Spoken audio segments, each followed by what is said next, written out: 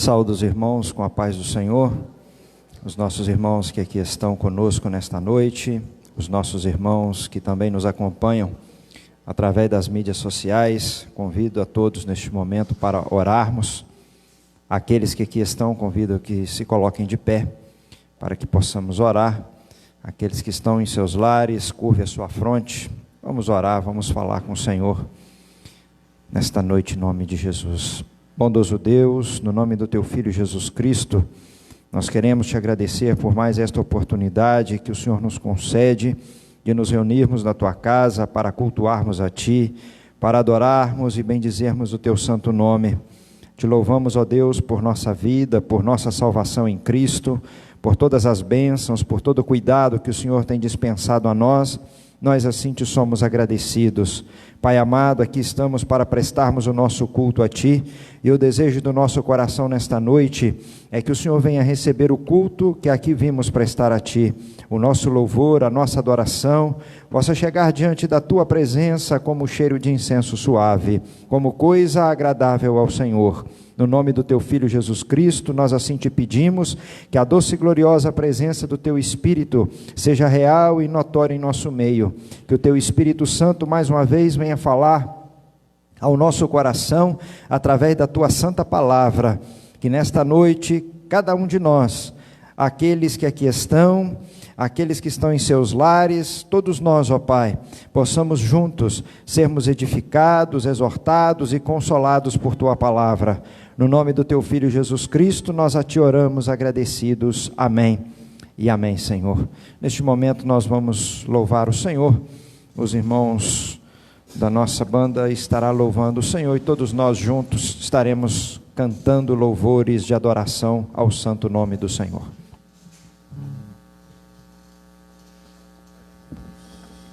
Nós cumprimentamos a igreja com a paz do Senhor.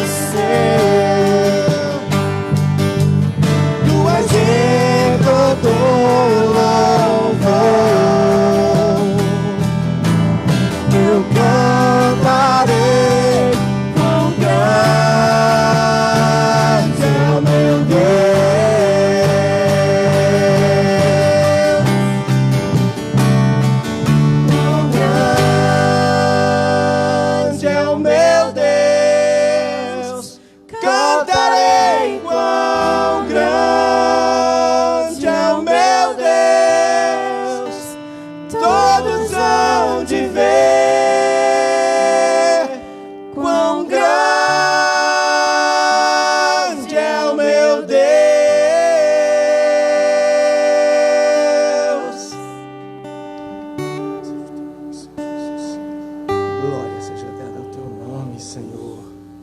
Louvado seja, Senhor Deus.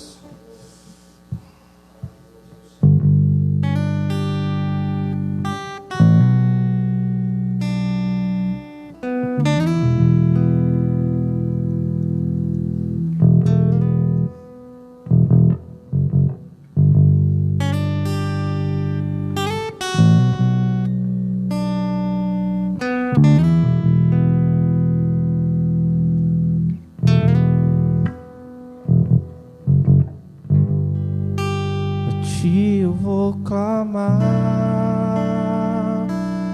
pois tudo vem de ti e tudo está em ti.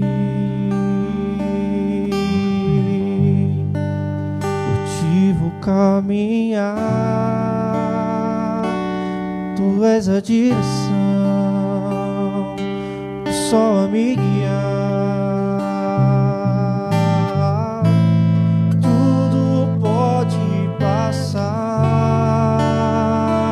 Seu amor jamais me deixará,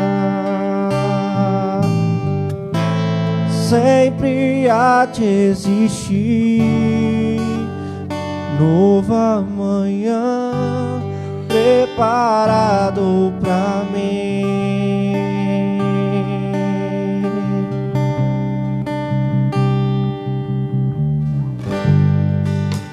A ti eu vou clamar, pois tudo vem de ti e tudo está em ti. Por ti vou caminhar,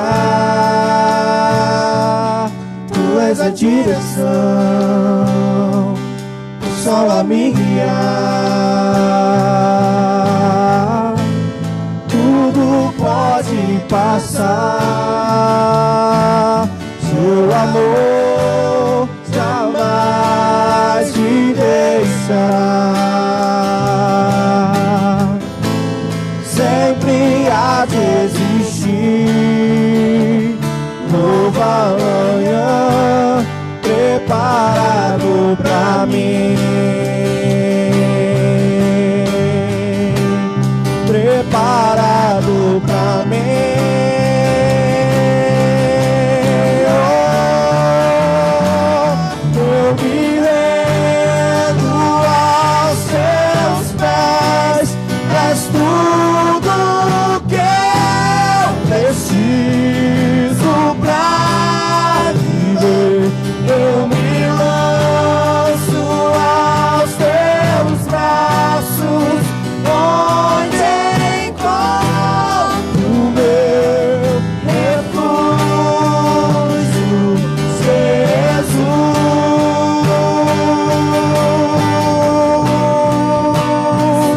Eis-me aqui,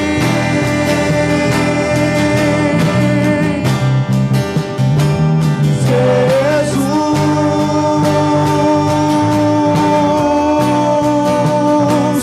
Eis-me aqui.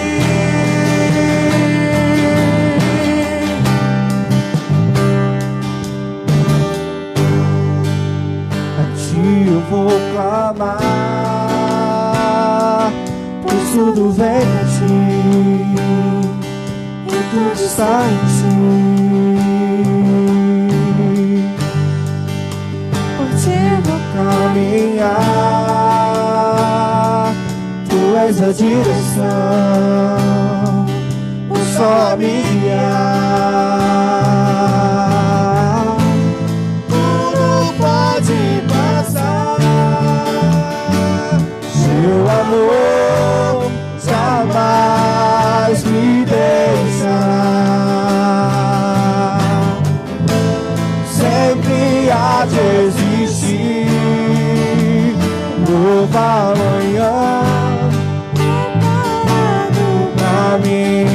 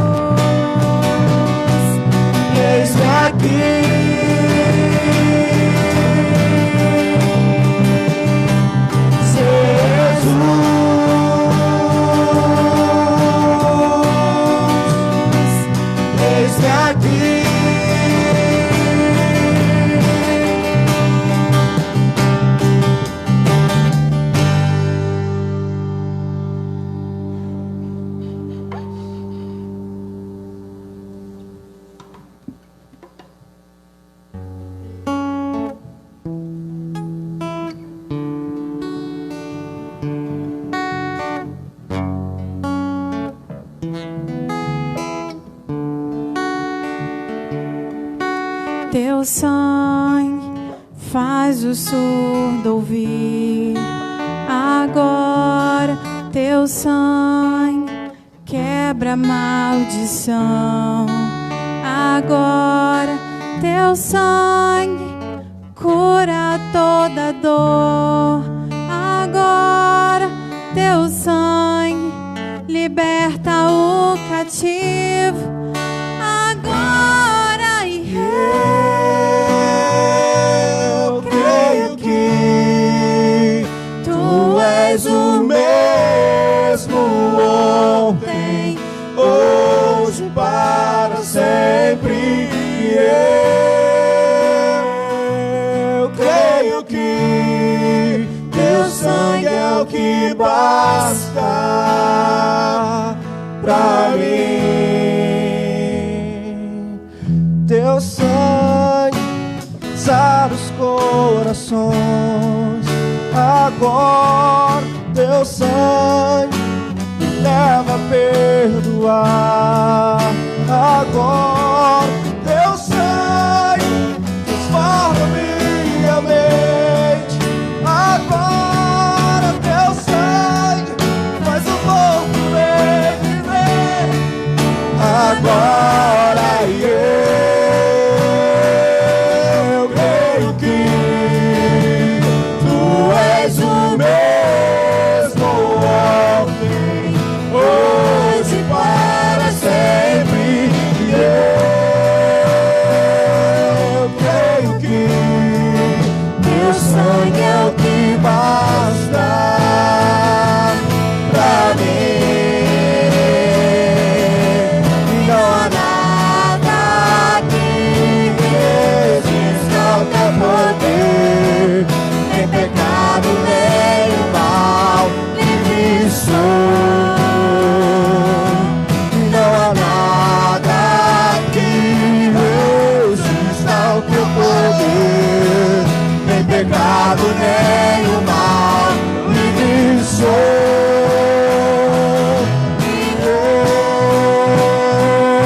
Eu creio que tu és o mesmo ontem, hoje, para sempre. Eu creio que teu sangue é o que basta pra mim.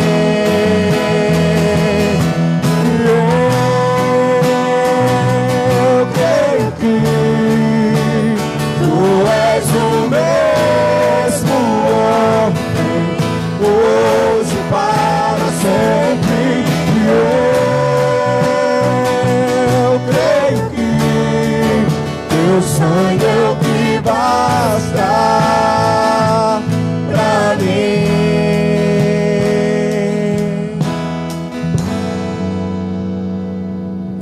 Agradecemos a oportunidade em nome de Jesus. Glória a Jesus. Irmãos, nós vamos fazer a leitura da palavra do Senhor nesta hora.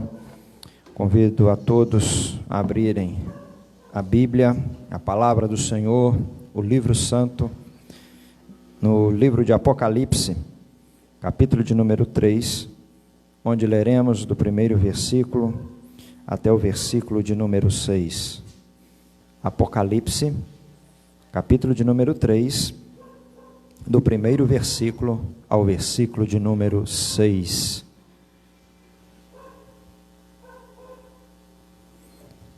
Passamos a leitura da palavra do Senhor. Assim diz: E ao anjo da igreja que está em Sardes escreve: Isto diz o que tem os 7 Espíritos de Deus e as 7 estrelas. Eu sei as tuas obras, que tens nome de que vives e estás morto. Sê vigilante e confirma o restante que estava para morrer, porque não achei as tuas obras perfeitas diante de Deus. Lembra-te, pois, do que tens recebido e ouvido, e guarda-o, e arrepende-te. E se não vigiares, virei sobre ti como um ladrão, e não saberás a que horas sobre ti virei. Mas também tens em Sardes algumas pessoas que não contaminaram as suas vestes, e comigo andarão de branco, porquanto são dignas disso. O que vencer será vestido de vestes brancas, e de maneira nenhuma riscarei o seu nome do livro da vida, e confessarei o seu nome diante de meu Pai e diante dos seus anjos. Quem tem ouvidos, ouça o que o Espírito diz às igrejas. Senhor nosso Deus, te louvamos mais uma vez, agradecidos nesta noite, por podermos nos reunir na tua casa, oferecermos a ti o nosso louvor, a nossa adoração, por também, Senhor, nesta noite, podermos trazer a ti os nossos dízimos, as nossas ofertas, e tudo isso, Senhor, nós te pedimos que o Senhor venha receber como expressão de louvor, de gratidão a ti, porque sabemos que não somos dignos e merecedores, mas o teu cuidado tem nos alcançado, a tua graça tem sido abundante sobre as nossas vidas, e nós te louvamos por isto. Nesta noite, ó Pai, quando lemos a tua palavra, queremos te pedir que mais uma vez o teu Espírito Santo nos traga entendimento, compreensão, que o teu Espírito Santo traga a iluminação da tua palavra ao nosso coração, para que nesta noite, cada um de nós, Senhor, aqueles que aqui estão, nós que aqui estamos, aqueles que estão nos ouvindo, nos assistindo pelas mídias sociais, que todos nós possamos ser edificados por esta palavra, consolados, exortados e reavivados para louvor e para a glória do teu nome. No nome de Jesus, o teu Filho, nós a ti oramos agradecidos. Amém e amém, Senhor. A igreja pode se assentar. Nós vamos meditar na palavra do Senhor nesta noite, neste texto que lemos aqui, a quinta carta que foi escrita às igrejas da Ásia, e esta dirigida à igreja de Sardes. Nesta noite, nós estaremos trazendo em partes aquilo que pela manhã nós estudamos, pois aos domingos pela manhã nós temos estudado o livro de Apocalipse, e estas cartas elas têm sido estudadas, e hoje pela manhã nós estudamos a quinta carta, como disse, escrita à igreja de Sardes, e agora à noite vamos aproveitar e trazermos uma meditação na palavra do Senhor também, nesta carta, visto que alguns assuntos que são pertinentes ao tempo que nós temos vivido, nós gostaríamos de tratar nesta noite. A cidade de Sardes foi uma das cidades mais bonitas e mais gloriosas do tempo passado. Era a capital da Lídia, situada em uma colina, em um lugar alto, e esta cidade ela se gabava de que uma invasão do inimigo a esta cidade seria praticamente impossível. E, segundo a história, esta confiança que os moradores de Sardes tinham, bem como o exército daquela cidade também tinha, se valia de que eles tinham uma posição privilegiada em estar em um lugar mais alto. Além de estar situada em um lugar alto, era uma cidade toda murada, e exércitos formados e prontos para uma batalha. Mas diz que pelo ano de 520 aproximadamente antes de Cristo, na época em que Ciro, o rei persa, governou e reinou no mundo, ele conseguiu invadir esta cidade. Diz que o seu exército, os seus homens, circularam aquela cidade, rodearam aquela cidade durante 14 dias, e diante de uma fenda, algumas fendas que haviam naquela muralha, diz que um soldado que estava tomando conta daquela fenda, ele por um momento ele cochilou, ele dormiu. E diz então a história que este soldado, ao dormir, ele permitiu, de alguma maneira, que o soldado inimigo, o soldado de Ciro, invadisse aquela cidade, entrasse naquela cidade.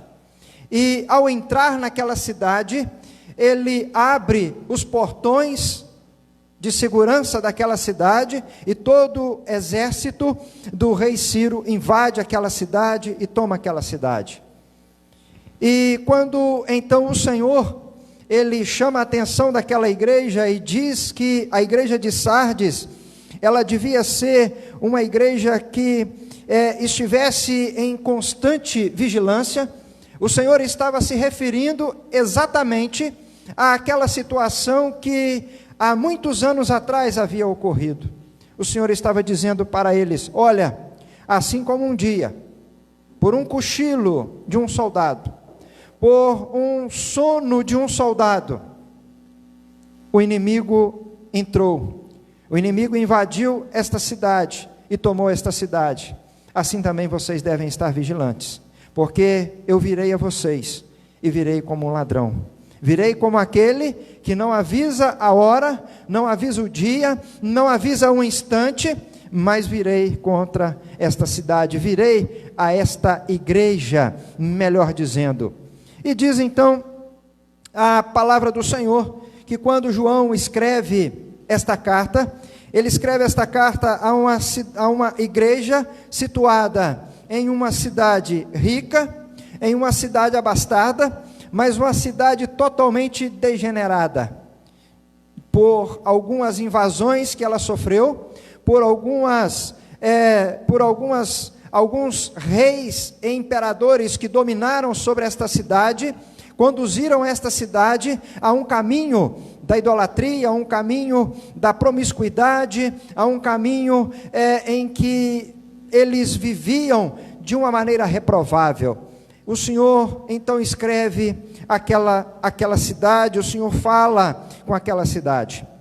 E como disse pela manhã, repito também nesta noite, nós temos que estudar esta carta, meditarmos na palavra do Senhor nesta noite, nos trazendo à memória, trazendo para nós, não conhecimento, mas aplicando este conhecimento à nossa vida, pois esta mensagem que foi dirigida à igreja de Sardes, é uma mensagem dirigida à nossa igreja, é uma mensagem dirigida à minha vida, à sua vida, é uma mensagem dirigida à igreja dos dias atuais.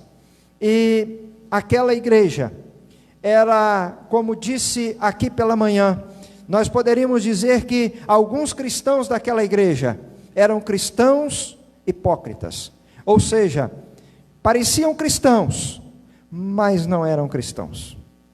Por isso o Senhor Jesus, se dirigindo àquela igreja, dizia a eles: olha, vocês têm fama de que vivem, mas aos meus olhos vocês estão mortos. E o versículo de número 1 diz assim a palavra do Senhor: e ao anjo da igreja que está em Sardes escreve: isto diz o que tem os 7 Espíritos de Deus e as 7 estrelas. Amados, há uma igreja morta. Jesus oferece àquela igreja a plenitude do Espírito de Deus. Quando o Senhor Jesus diz que Ele é aquele que tem os 7 Espíritos de Deus, Ele não está dizendo que Deus tem 7 Espíritos, mas Ele está dizendo: olha, eu tenho a plenitude do Espírito de Deus, e eu posso dar a vocês a plenitude do Espírito de Deus. Vocês estão mortos, e só pelo sopro do Espírito, só pelo mover do Espírito de Deus, é que vocês podem reviver. É somente pelo sopro do Espírito de Deus, somente pelo mover deste Espírito, é que vocês podem ter um reavivamento espiritual. É que vocês terão fama de que vivem, e de fato, vocês viverão. Vocês terão fama de que são de que é uma igreja que trabalha, de que é uma igreja que se tornou e continuava sendo uma igreja operante, mas uma igreja que fazia tudo agora para a glória de Deus, que deveria fazer tudo para a glória de Deus. Embora fosse uma igreja que trabalhasse, embora fosse uma igreja operante, todas as pessoas que olhavam para aquela igreja, e poderíamos dizer que até o testemunho das outras igrejas da Ásia, àquela igreja, eles dissessem: olha, esta é uma grande igreja, porque é uma igreja que trabalha, é uma igreja operante, é uma igreja que faz a obra do Senhor. Mas aqueles homens que trabalhavam, aqueles obreiros que trabalhavam naquela igreja, eles trabalhavam tão somente para que os seus nomes estivessem em evidência, e não para que o nome do Senhor estivesse em evidência. Portanto, nós como igreja do Senhor, e seguindo o conselho da palavra do Senhor, nós devemos fazer tudo para a glória do Senhor, e só faremos tudo para a glória do Senhor se estivermos cheios do Espírito do Senhor. Por isso, aquela igreja, o Senhor Jesus diz a eles: olha, sou eu que tenho a plenitude do Espírito de Deus, e eu quero dar a vocês a plenitude do Espírito de Deus, porque eu não quero ver vocês como uma igreja morta, mas eu quero ver vocês como uma igreja viva. Eu quero que as obras que vocês façam glorifiquem o meu nome. Eu quero que as obras que vocês façam tenham a minha aprovação, e não somente a aprovação dos homens. Portanto, nós devemos orar no Espírito, pregar no Espírito, cantar no Espírito. Tudo o que fizermos, devemos fazer sob a orientação, a direção do Espírito Santo de Deus, porque a missão do Espírito Santo de Deus, o querer do Espírito Santo de Deus neste mundo, é fazer com que o nome do Senhor Jesus Cristo seja glorificado. Portanto, qualquer obra que fizermos, se a fizermos movidos pelo Espírito Santo de Deus, a nossa primeira vontade, ou a nossa primeira, o nosso primeiro desejo, vai ser que o nome do Senhor Jesus seja glorificado, e não que o nosso nome seja glorificado. Ser cheio do Espírito Santo, ser cheio do Espírito Santo, faz toda a diferença na nossa vida. Ser cheio do Espírito Santo não faz a diferença, mas faz toda a diferença na minha vida e na sua vida. E aquele que tem os 7 Espíritos de Deus, a plenitude do Espírito de Deus, ele também está aqui nessa noite, e ele também está falando ao meu coração e ao seu coração: olha, eu quero reavivar você, eu quero fazer com que você seja verdadeiramente um cristão, eu quero fazer que você seja verdadeiramente um servo meu, eu quero fazer que você verdadeiramente me pertença e faça tudo para a glória do meu nome. Também diz o versículo de número 1, que isto diz aquele que tem os 7 Espíritos de Deus, e também tem as 7 estrelas. As estrelas são as 7 estrelas são os 7 pastores. O que o Senhor Jesus está dizendo: olha, os 7 pastores me pertencem, as 7 igrejas, elas são minhas. E nesta noite o Senhor também nos diz: olha, esta igreja é minha. Aleluias. A igreja do Senhor na face da terra, ela pertence a Ele, ela é dele. É Ele quem cuida, é Ele quem reaviva, é Ele quem dá vitória, é Ele quem realiza todas as obras no meio da igreja, porque a igreja pertence a Ele, e a igreja precisa ser dirigida por Ele, pelo Espírito Santo de Deus. Portanto, se nós precisamos de uma exortação, é aquele que é o dono da igreja que exorta. Se nós precisamos de consolo, é o dono da igreja que consola. Se nós precisamos ser fortalecidos, é Ele que fortalece. Se precisamos de vida, é Ele que vivifica. É Ele quem faz todas as coisas. Mas, aquele que tem os 7 Espíritos, ou seja, a plenitude do Espírito, aquele que é dono da igreja, ele também conhece as obras da igreja. Ele conhece as obras da igreja. E o Senhor Jesus diz àquela igreja também: eu sei as tuas obras. Amados, incessantemente temos repetido no estudo destas cartas, pois o Senhor sempre diz nestas cartas que Ele conhece as obras da igreja, Ele conhece a igreja, Ele está no meio da igreja, mas Ele não está no meio da igreja a passeio, Ele está no meio da igreja, sondando cada coração, sondando cada vida, e nesta noite Ele está também aqui, sondando o meu coração, sondando o seu coração, e Ele conhece as nossas obras, Ele conhece a nossa vida, Ele sabe muito bem do nosso passado, Ele sabe muito bem dos nossos atos presentes, aquilo que fazemos, por mais oculto que pareça ser, nada pode fugir os olhos daquele que tem os olhos como chama de fogo. O Senhor que tem os olhos como chama de fogo, Ele não contempla somente aquilo que nós fazemos à luz do dia, mas Ele contempla aquilo que fazemos na calada da noite. Ele não só contempla aquilo que nós fazemos e todas as pessoas sabem, e todas as pessoas veem, mas Ele conhece e sabe aquilo que nós fazemos no mais oculto, no lugar mais secreto que nós podemos achar. O Senhor, Ele conhece, o Senhor, Ele sabe. Ele conhecia a igreja de Esmirna, que aos olhos dos homens era uma igreja pobre, mas aos olhos de Cristo ela era uma igreja rica. Ele conhecia a igreja de Éfeso, uma igreja que provava aqueles que se diziam apóstolos, uma igreja que também aos nossos olhos poderíamos dizer que era uma igreja que não era passiva de nenhuma repreensão, mas o Senhor dizia àquela igreja: olha, eu conheço o vosso trabalho, mas também conheço que está faltando o primeiro amor em vocês. A cada uma das igrejas, o Senhor se dirigiu e falou sobre cada uma delas, e como já disse, o Senhor conhece a nossa igreja, o Senhor conhece esta igreja, Ele sabe exatamente como nós estamos, e aquilo que nós também precisamos.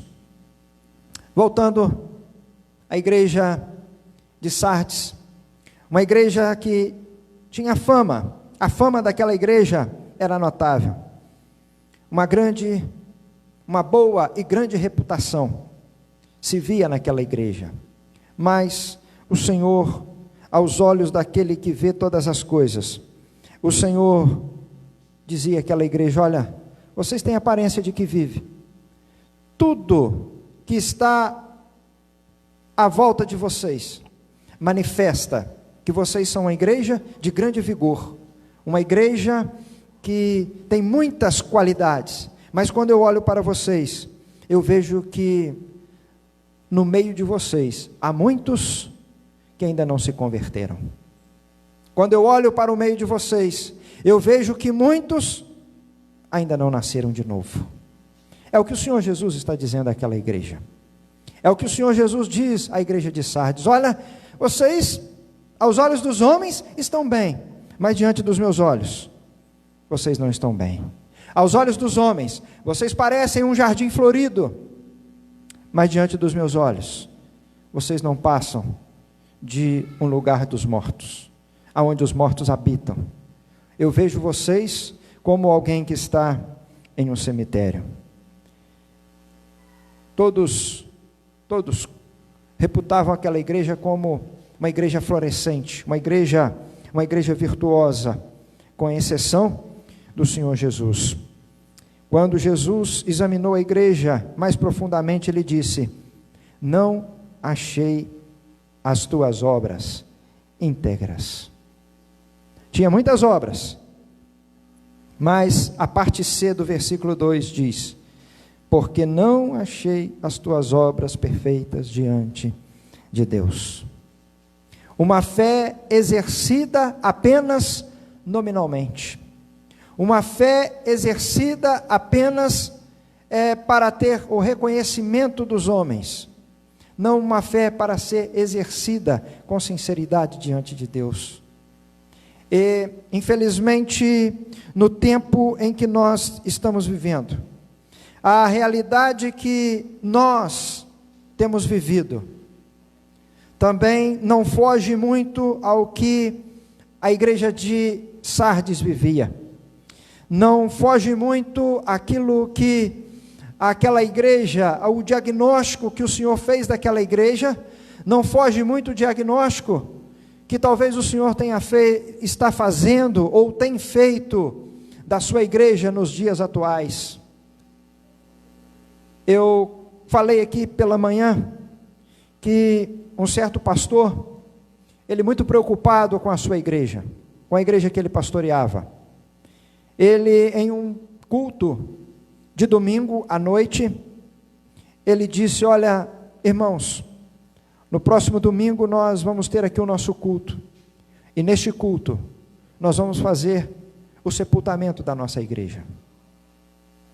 E diz então que houve uma grande comoção naqueles irmãos que estavam na igreja naquele dia, e eles comunicaram com aqueles que faltaram naquele domingo, e quando foi o domingo seguinte, a igreja estava lotada, muita gente na igreja, toda a igreja estava presente, e para surpresa daqueles irmãos, de fato o pastor colocou um caixão na frente do púlpito, e naquele caixão ele colocou um espelho, e em um determinado momento do culto, ele convidou os irmãos, agora eu quero convidá-los, para que venham à frente, e aqui vocês possam se despedir do morto. E cada um que chegava naquele lugar, naturalmente via o seu próprio rosto. Esta foi uma maneira que aquele pastor, ele encontrou, para trazer um despertamento àquela igreja. E diz esta história, que houve uma grande comoção, um grande arrependimento, e aquela igreja foi reavivada para a glória do nome do Senhor. Sabe, nós vivemos num tempo em que os cristãos parecem, muitos deles, agentes secretos. Muitas das vezes ninguém sabe que ele é cristão no meio em que ele vive. O seu comportamento, a sua postura e o seu descompromisso com Deus, a sua falta de responsabilidade com Deus, a sua indiferença quanto às coisas de Deus, revelam que ele é um cristão de vida dupla, ou melhor, é alguém que se diz cristão, mas tem uma vida dupla. Lamentavelmente, este número, ele é grande e ele é crescente. Eu dizia aqui pela manhã, que quando nós tivemos o início dessa pandemia, em um determinado momento, eu apostei todas as fichas que haveria um grande avivamento no nosso país. Eu apostei todas as fichas que haveria um grande reavivamento na igreja do Senhor. E estamos chegando à triste conclusão, que aqueles que estavam firmes, permanecem firmes. Os que estavam dormindo, permanecem dormindo. E os que estavam mortos, permanecem mortos. E a troca de posição foi muito mais para pior do que para melhor. Muitos dos que estavam firmes, fraquejaram. Muitos dos que estavam dormindo, morreram. Poucos dos que estavam mortos, ressuscitaram, reviveram. Lamentavelmente, é triste.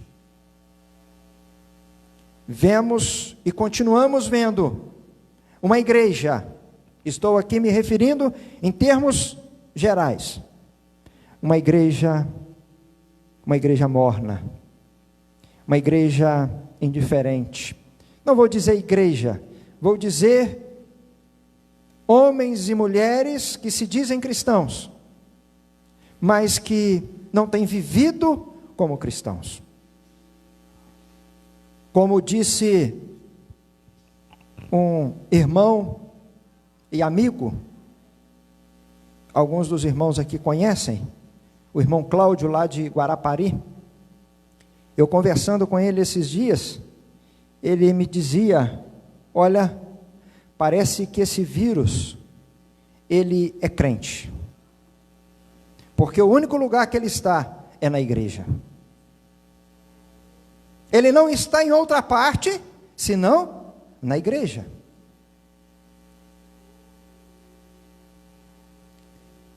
E é lamentável, porque parece ser verdade.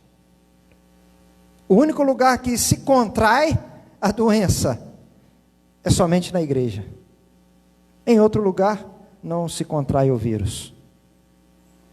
Andando pelo ônibus na rua, indo para o trabalho, voltando do trabalho, enfrentando filas de banco e casa lotérica, indo a lugares que são necessários, são de importância. Não estou falando que não se deva ir a esses lugares, porque nós precisamos ir a esses lugares.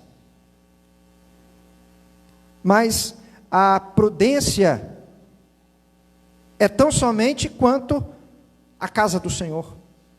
Tão somente quanto a casa do Senhor. Na casa do Senhor eu não posso ir, porque se eu for, eu vou ficar doente. Isto é sinal de que nós não estamos vivos. Isto é sinal que nós estamos mortos. E se estamos mortos, aquele que tem a plenitude do Espírito de Deus, ele está aqui nesta noite para reavivar a sua vida.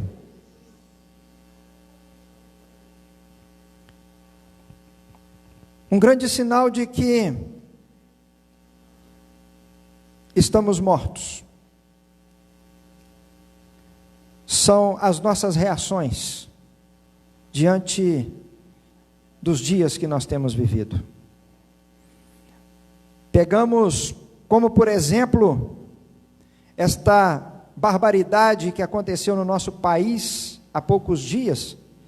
Infelizmente, é uma barbaridade que acontece todos os dias no nosso país. É lamentável o que tem acontecido. Mas este caso se tornou notório, mas não é o único, infelizmente. Infelizmente, lamentavelmente, não é o único, são muitos. Mas este teve uma proporção muito grande.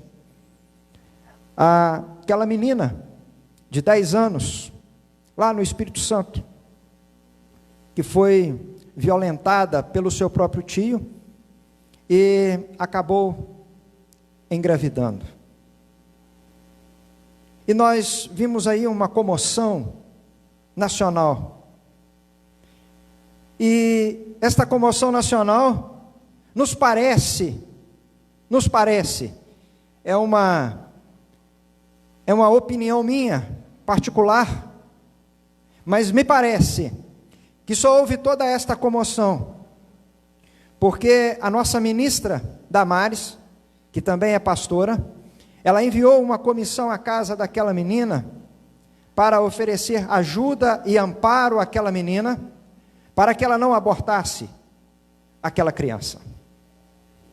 E aí apareceu movimentos para oferecer ajuda, mas a ajuda errada.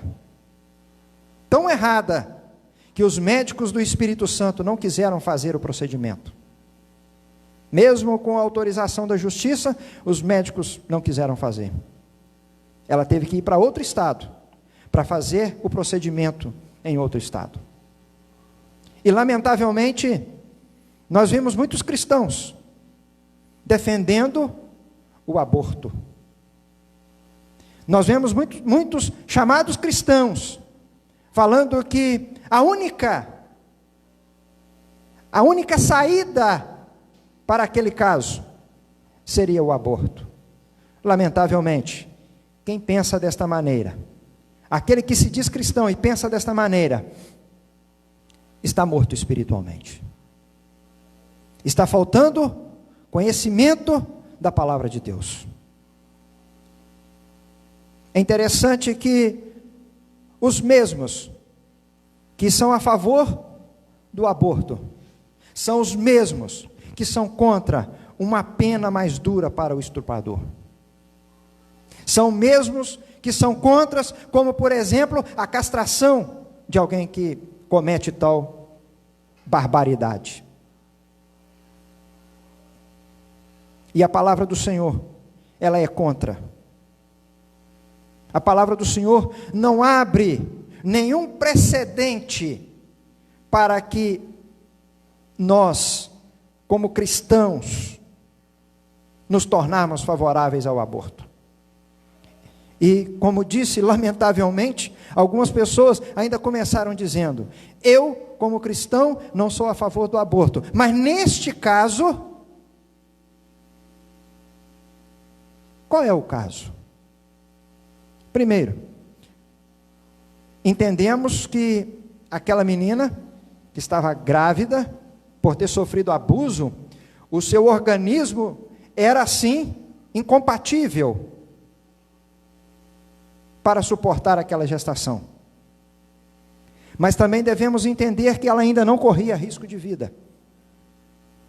Ela ainda não estava a ponto de perder a sua vida por causa daquela gestação. E com mais 20, 30 dias de cuidado com aquela menina, poderia se fazer uma cesárea, retirar aquele bebê, que também era uma menina, colocar numa incubadora.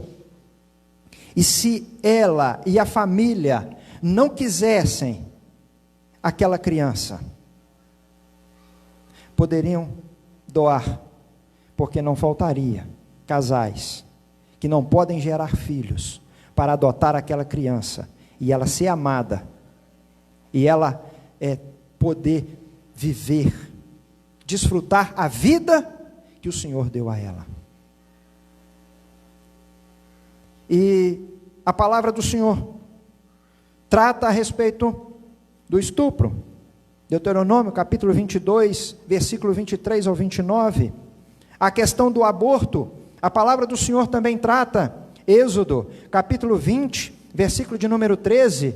Não assassinarás, não matarás.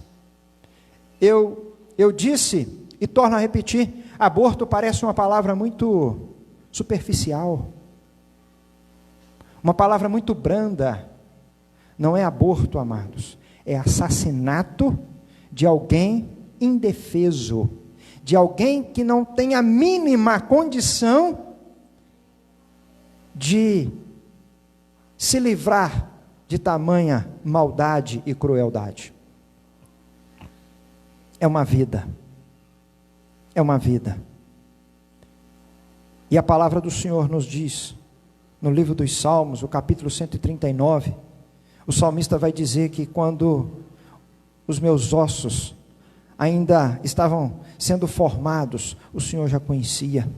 O salmista diz que quando eu era ainda uma substância no ventre de minha mãe, o Senhor já me conhecia e já escrevia todas as coisas ao meu respeito.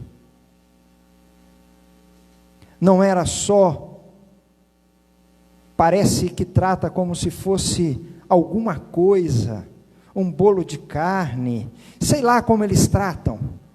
Eu não consigo ter a dimensão do que eles pensam a respeito. Mas é lamentável que alguém faça, e é lamentável que alguém como cristão apoie uma situação desta. É necessário, nós precisamos que o Espírito de Deus venha mover o nosso coração.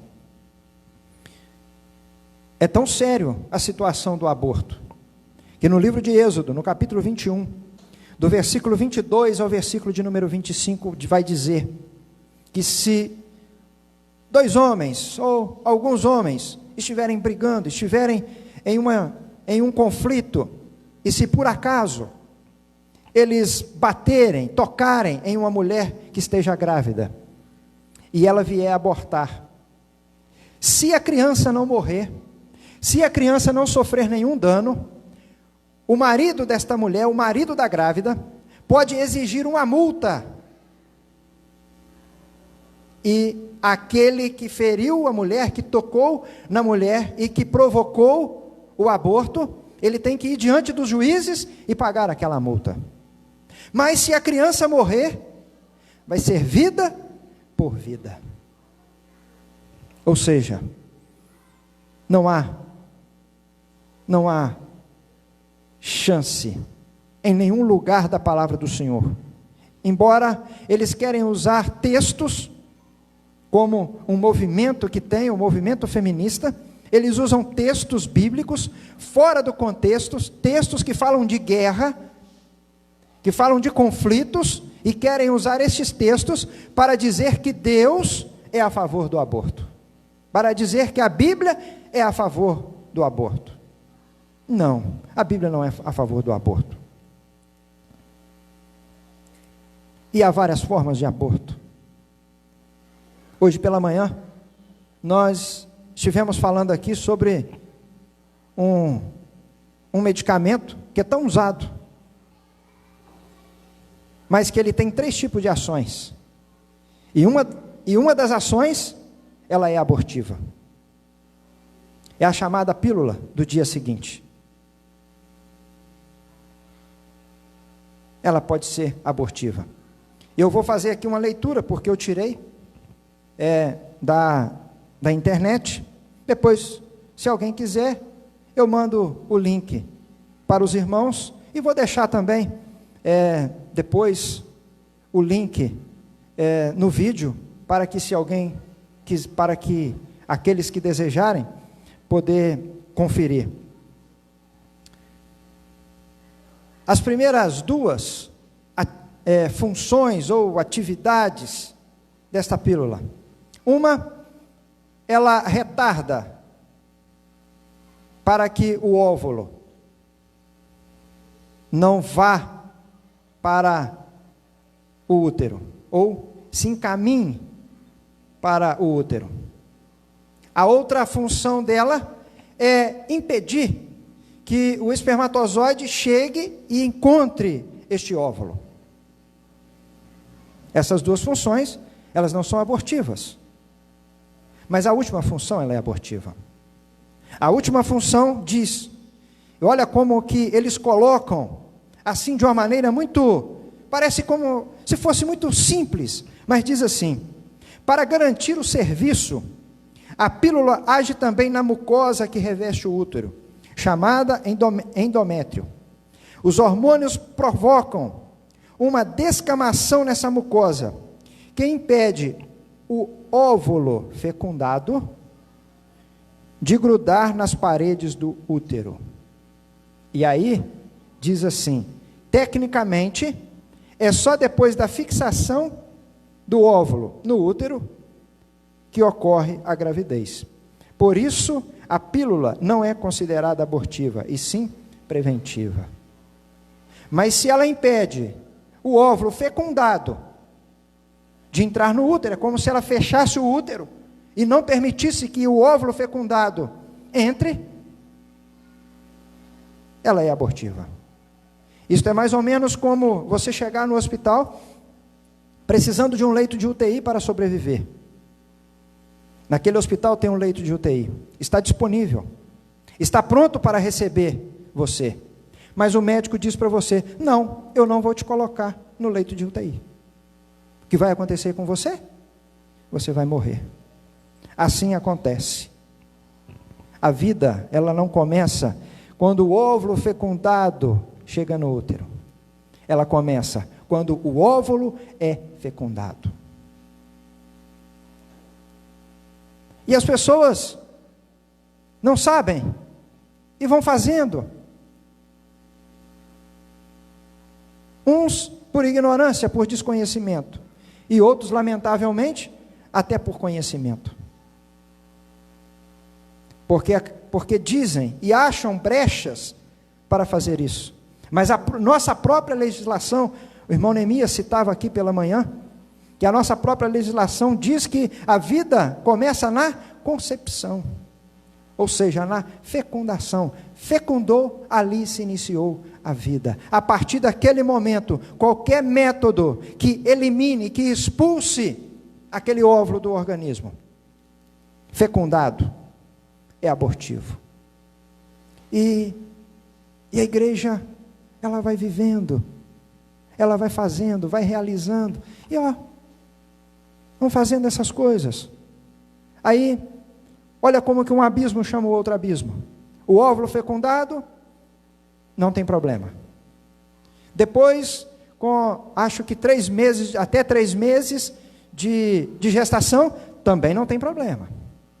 Agora, com 6 meses, um juiz autorizou. Criou-se uma jurisprudência. A Câmara da França aprovou que até o 9º mês, se a mulher decidir abortar, ela pode abortar. Sabe, irmãos, há poucos dias, aí fizeram um show, uma encenação, lamentando 100 mil mortes, por essa doença que tem no nosso país. Mas eu nunca vi a mesma televisão fazer um lamento pelos aproximadamente 700 a 800 mil abortos que acontecem no nosso país todos os anos. Para quem faz o aborto, bate palma. Aí, né, como elas dizem, né, meu corpo, minhas regras. Mas o feto, a criança, o bebê, não é uma extensão do corpo da mulher. É outro corpo. É outra vida. Não é a mesma vida. E isso repercutiu, como disse, em muitos cristãos. De fato, né? Não tinha outra saída. Por outro lado, se os irmãos procurarem, os irmãos vão ver pessoas. Eu assisti o testemunho de uma mulher, que ela disse, olha, eu sou fruto de um abuso, mas minha mãe, ela não me abortou, ela decidiu me amar. E hoje, sou casada, tenho 2 filhos, tenho uma família. Esta outra menina que foi abortada, ela não teve a mesma oportunidade, ela não teve a mesma chance. E mais uma vez repito, é lamentável cristãos fazendo isto. A igreja de Sardes não foi o inimigo diretamente que perseguiu aquela igreja, não foi a espada de Roma ou de qualquer outro império que fez com que aquela igreja se distanciasse ou se afastasse do Senhor. Mas o que fez aquela igreja se distanciar do Senhor, ser reprovada pelo Senhor, foi exatamente a sua amizade com o mundo. Nós não podemos ser amigos do mundo. Diz a palavra do Senhor que quem quer ser amigo do mundo, se torna inimigo de Deus. Nós não podemos. Nós temos que ser amigos de Deus. Nós precisamos ser amigos de Deus. E o Senhor, então, Ele dá algumas ordens àquela igreja. Ser vigilante. Fortaleça ou consolida o que resta. Lembre-se, obedeça e arrepende-te. Ser vigilante. Sardes, no tempo de Ciro, caiu como cidade, porque alguém dormiu, um soldado dormiu. E a igreja de Sardes, naquele tempo, ela estava caindo. Ela também estava sendo devastada, exatamente porque também não estava vigiando. Sabe, irmãos, nós vivemos neste mundo e nós temos muitas amizades, Nós temos pessoas que convivem conosco todos os dias, seja no nosso trabalho, seja na escola, seja a nossa vizinhança. Nós temos um relacionamento de sociedade, né? Vivemos em sociedade, mas nós precisamos nos lembrar de uma coisa: nós não podemos nos acomodar, nós não podemos concordar, e nós não podemos viver segundo aquilo que essas pessoas vivem. Nós não podemos ser participativos de muitas coisas que essas pessoas participam. Nós temos que fugir de lugares, nós temos que fugir de pessoas. Que isso, pastor? Mas a Bíblia diz que nós não podemos fazer acepção de pessoas, mas a mesma Bíblia diz que não pode andar duas pessoas juntas se os pensamentos são opostos. Se um está caminhando para cima, o outro está caminhando para baixo, um para o céu, o outro para o inferno, como andarão juntos? Como terão comunhão? Que comunhão tem a luz com as trevas? Não tem como andar juntos, não existe a menor possibilidade. Então nós temos que fugir de lugares, de pessoas, de situações, para nós não nos envolvermos, não nos tornarmos amigos do mundo, não nos tornarmos praticantes ou coniventes com as mesmas coisas que aqueles que não servem ao Senhor, eles praticam e eles fazem.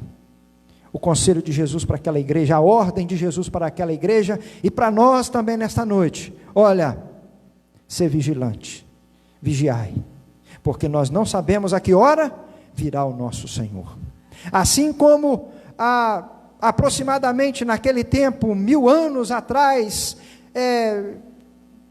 aproximadamente, não vai dar isso, vai dar talvez aí uns 700 anos mais ou menos, o Senhor estava falando com aqueles homens: olha, assim como há anos atrás esta cidade foi tomada porque não foram vigilantes, cuidado, porque eu também virei como ladrão de noite. Vocês não saberão a hora, não saberão o dia, e pode ser que vocês sejam apanhados, desprevenidos, e ao invés de receberem o galardão do Senhor, receberão a condenação do Senhor. O grande problema é que muitos pensam que estão salvos, por terem um nome no rol de membros de uma igreja, estão pensando: não, eu estou salvo. Mas o Senhor Jesus está dizendo: olha, ser vigilante, ser vigilante, ser vigilante, esteja cuidadosamente, zelosamente me servindo, para que não seja apanhado de surpresa. Depois Jesus também diz àquela igreja, ainda no versículo de número 2, confirma o restante: alguns membros da igreja de Sardes estavam sonolentos e não mortos, e Jesus os exortava a se levantarem. Há crentes que estão dormindo espiritualmente, estão acomodados, como eu dizia aqui no princípio, estão indiferentes às coisas de Deus. Não tem fome de Deus, não tem apetite espiritual. Tanto faz, aproveitando, fazendo aqui um contexto, estamos em período de pandemia, tanto faz ter culto como não ter culto, tanto faz eu ir na igreja como não ir na igreja, e ainda usam, afinal de contas, eu sou igreja. Não, você não é igreja, nós somos igreja. Não, eu sou o corpo de Cristo. Não, você é membro do corpo de Cristo. Isso é indiferença. Indiferença. E nós não podemos ser indiferentes, porque indiferença é sinal de que nós estamos dormindo. Nós não estamos vigilantes. E se o Senhor Jesus voltar e nós estivermos dormindo, nós não entraremos no céu. E as pessoas ainda costumam dizer, às vezes vemos as pessoas dizendo, os sinais, Jesus está voltando, né? Mas isso não te assusta? Isso não te causa pavor? Pastor, mas nós como crentes não podemos ter pavor? Verdade, como crentes, servos do Senhor e vivos espiritualmente, não precisamos ter pavor. Mas se estamos dormindo espiritualmente, é para nós nos apavorarmos. Porque da mesma forma que a salvação é eterna, a condenação também é eterna. E o Senhor então nos chama a atenção, olha, cuidado. Há pessoas que, como disse, não tem mais sede, não tem mais fome, não tem apetite das coisas de Deus. Não sente mais alegria, já não são capazes mais de vibrar com as coisas espirituais. Alegria de estar na casa do Senhor, alegria de ouvir a palavra do Senhor, alegria de falar com o Senhor. Vai passando, vai passando, vai passando, vai se ocupando com as coisas deste mundo, vai se ocupando com as coisas deste mundo, e se esquece que nós estamos morrendo espiritualmente, não pela espada, mas estamos morrendo espiritualmente, porque estamos, muitas das vezes, como a igreja de Sardes, tornando amigos do mundo. O Senhor também, Jesus diz no versículo de número 3, lembra, guarda e arrepende. Lembra-te, segue recordando, nunca esqueça. Lembre-se sempre de quê? Das coisas que tem ouvido, da palavra do Senhor. Olha, não se esqueça da palavra do Senhor, mas tenha esta palavra viva no seu coração. Tenha esta palavra na sua vida. Tenha a palavra na sua vida e viva esta palavra. É isso que o Senhor está dizendo para aquela igreja. Olha, lembra-te, pois, do que tens recebido e ouvido. O que é que você tem ouvido? O que é que você tem recebido? A palavra do Senhor. Esta palavra que é viva, esta palavra que é eficaz, esta palavra que nos edifica, esta palavra que nos conduz a uma vida de santificação, esta palavra que nos conduz a uma vida de comunhão com Deus, esta palavra que nos conduz, que traz luz para o nosso caminho, é lâmpada para os nossos pés, esta palavra que nos dá direção. Quantas pessoas parecem viver no mundo sem direção, não sabem por que aqui estão, o que devem fazer, nem para onde vão, mas a palavra do Senhor, ela nos dá toda a direção, ela nos guia em todas as coisas, nas coisas mais complexas dessa vida e nas coisas mais simples desta vida. A palavra do Senhor, ela sempre serve como guia, a palavra do Senhor sempre serve como referência, a palavra do Senhor serve sempre como orientação para a nossa vida. É lamentável que às vezes aquele que se diz cristão, ele toma conselho com o ímpio, mas não tem coragem de abrir a Bíblia, ler e pedir o Senhor para falar com ele através da palavra, para que ele possa receber algo concreto, algo certo, algo que vai ser bom para a vida dele. Sabe, nós precisamos lembrar desta palavra, recordar esta palavra, viver esta palavra. Depois o Senhor diz, arrepende-te. Arrepender é o momento que o Senhor nos dá a oportunidade de fazermos uma mudança radical, mudarmos de direção. Às vezes, no tempo em que vivemos, nós mudamos a nossa direção, a nossa trajetória. Caminhamos não para o céu, olhamos não para Jesus, mas começamos a olhar as outras coisas, começamos a nos perder o nosso foco e começamos a nos distrair com as coisas deste mundo. Aí o Senhor está nos chamando, olha, arrepende-te. Arrepender é mudar de direção, é mudar. Olha, de fato Jesus está voltando. De fato, as coisas que vão acontecendo, elas mostram para nós que a vinda do Senhor se aproxima. Mostra isso para nós. Então o que é que nós temos que fazer? Nos arrependermos. Porque se nós não nos arrependermos, nós não chegaremos no céu. Sabe, há pouco nós falávamos que às vezes nós temos que fugir de lugares, de pessoas e situações. E para nós nos arrependermos, ou seja, mudarmos a nossa vida, nós precisamos fazer isso. Nós precisamos perder o estilo de vida mundano que às vezes nós temos, ou que às vezes não queremos largar. Nós não podemos ter estilo de vida mundano. Nós não podemos ter estilo de vida daqueles que não servem o Senhor. E o Senhor ainda diz àquela igreja: lembra-te, arrepende-te, e o Senhor também diz: guarda, não deixe de guardar o Evangelho, não deixe de obedecer a palavra do Senhor, não deixe que a sua vida se torne uma vida de um crente que manqueja, um crente que tem uma vida dupla. Sabe, tem pessoas que aceitam Jesus e se firmam na presença do Senhor, e tem pessoas que recebem Jesus como Senhor e Salvador da sua vida, mas estão sempre capengas. Sabe, está sempre capengando, hoje está firme, amanhã não está, aí depois de amanhã está firme, depois não está. A pessoa está sempre manquejando.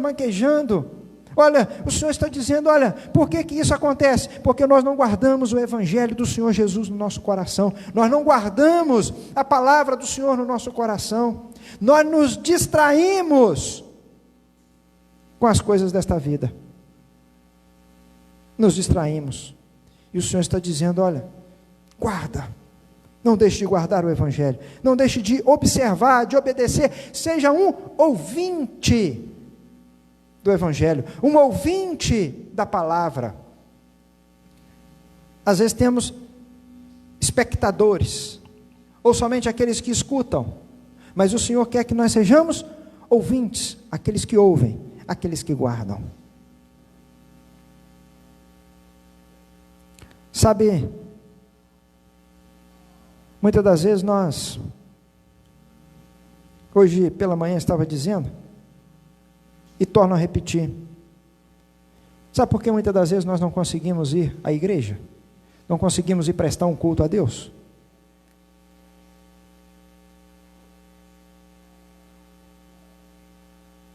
É tão somente, porque Deus não é prioridade na nossa vida. Tão somente por isso. Estamos vivendo um tempo aí de pandemia, e as coisas começam a dar sinais de que voltam ao normal. Mas isso foi apenas uma desculpa para muitos. Muitos se escondem atrás disto, para não querer cultuar ao Senhor. E lamentavelmente, algumas igrejas ainda ficam fechadas, com o dizer de que estão tendo muito cuidado, muito zelo. É bom ter zelo, irmãos. É bom observarmos aí todas as normas que são determinadas para nós. Nós devemos fazer isto. Não estou dizendo que ninguém deve ser descuidado com a sua saúde.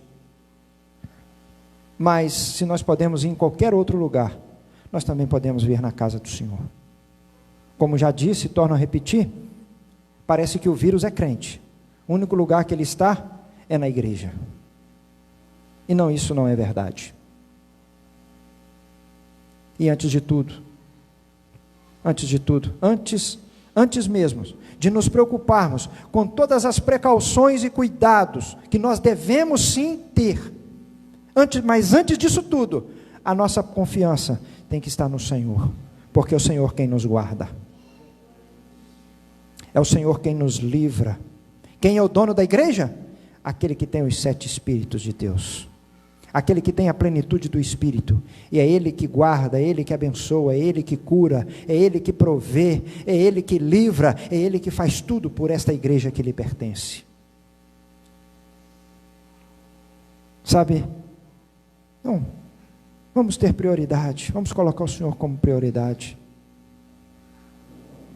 Vamos programar o nosso tempo, vamos programar a nossa vida para nós estarmos na casa do Senhor.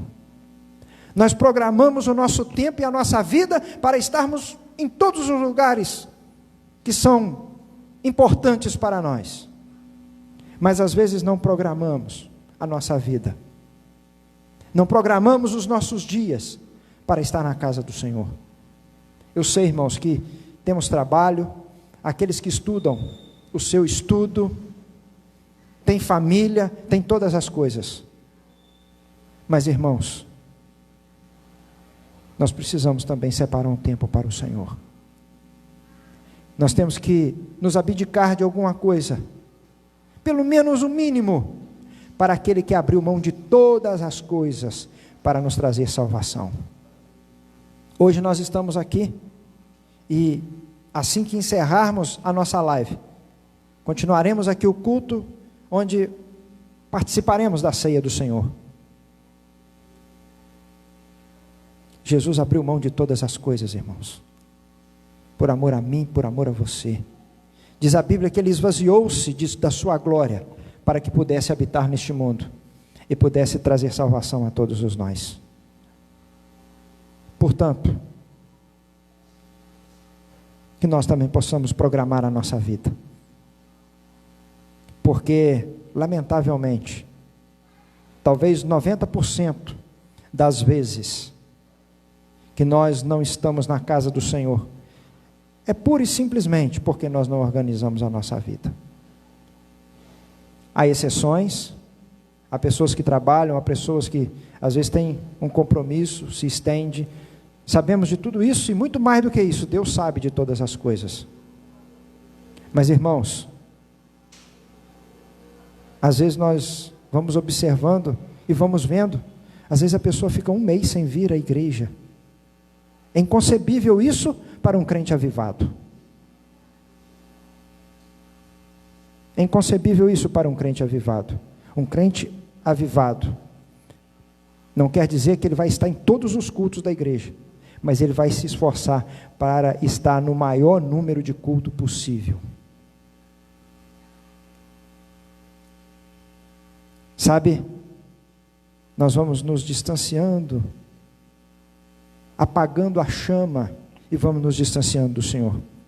Por isso o Senhor diz: guarda o que tens recebido, guarda o Evangelho, guarda a palavra, guarda a tua salvação, para que naquele grande dia você possa ter um encontro com o Senhor. Versículo de número 4. Mas também tem algumas pessoas em Sardes que não contaminaram as suas vestes, e comigo andarão de branco, porquanto são dignas disto. Naquela igreja havia somente algumas pessoas que não contaminaram as suas vestes, que não sujaram as suas vestes. A maioria dos crentes estavam vivendo com as vestes manchadas, mas havia um remanescente que não haviam sujado as suas vestes. E o Senhor dizia então para aqueles: olha, a estes, os vencedores, andarão comigo, vestidos de branco, naquele dia. Se nós perguntarmos nesta noite aqui, é óbvio, todos nós aqui, e aqueles que nos assistem, todos nós vamos levantar a nossa mão e dizer: olha, eu quero andar vestido de branco com o Senhor naquele dia. Eu quero.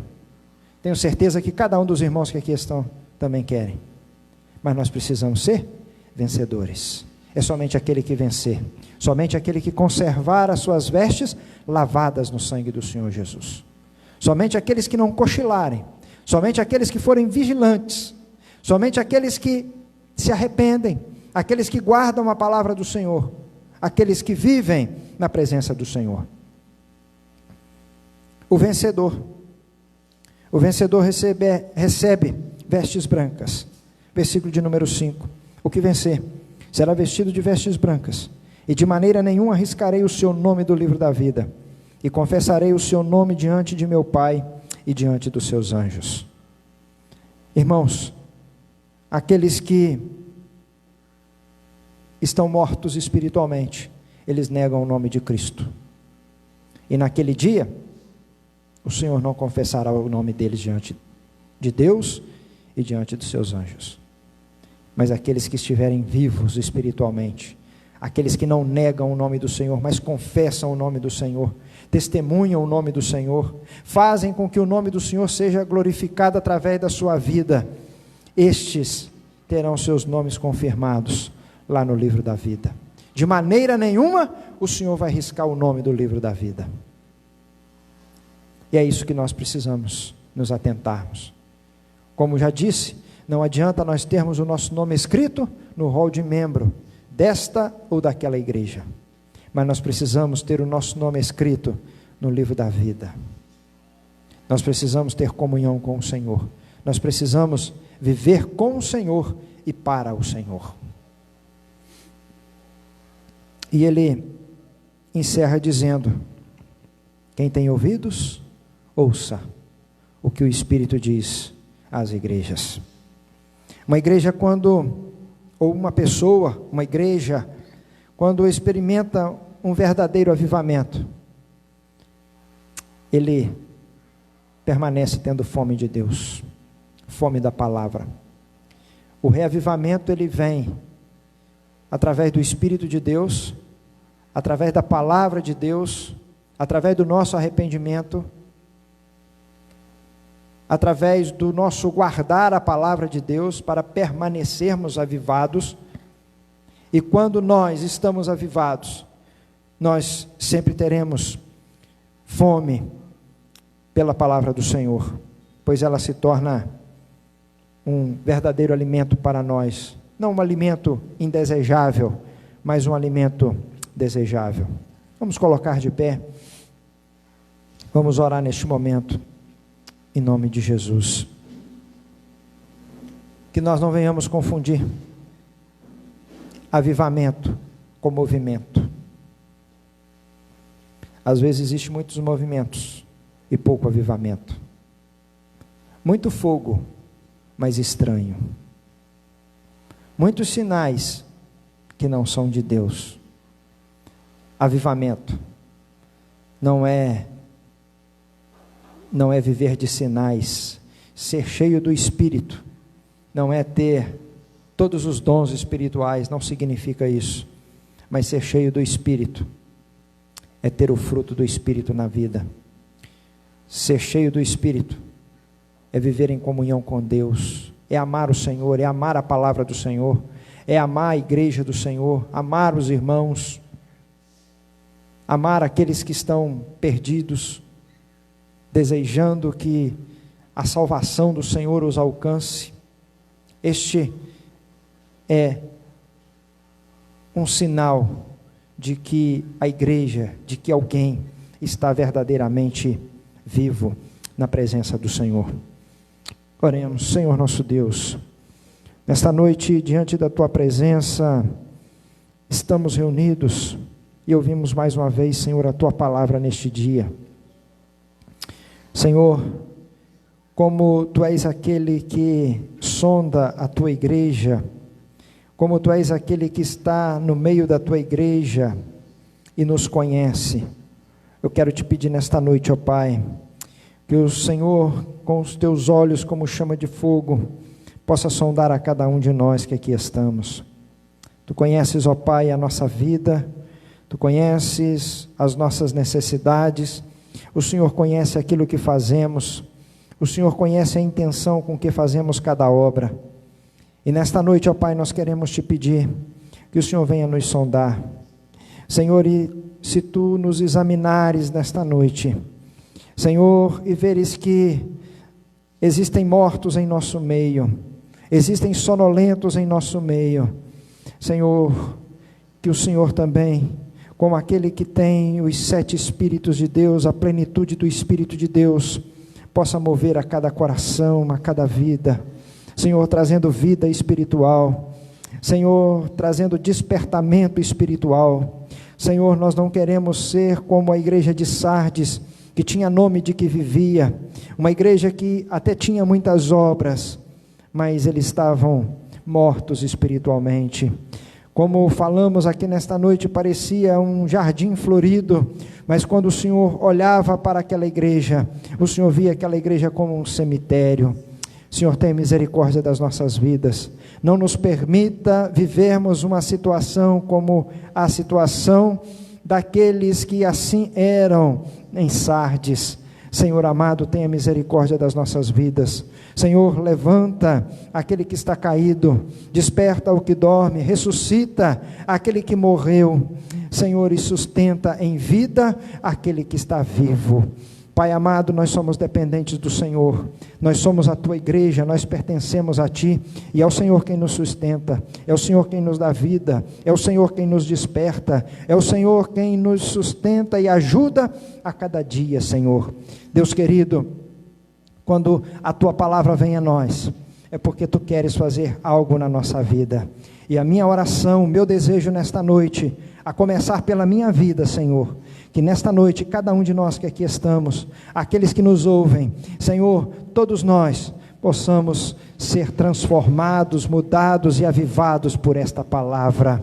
Senhor, que um grande despertar do Teu Espírito possa se mover em meu coração, possa se manifestar e desenvolver no coração de cada um dos Teus servos e servas nesta noite, pois todos nós, ó Pai, carecemos e precisamos de estar mais avivados na Tua presença.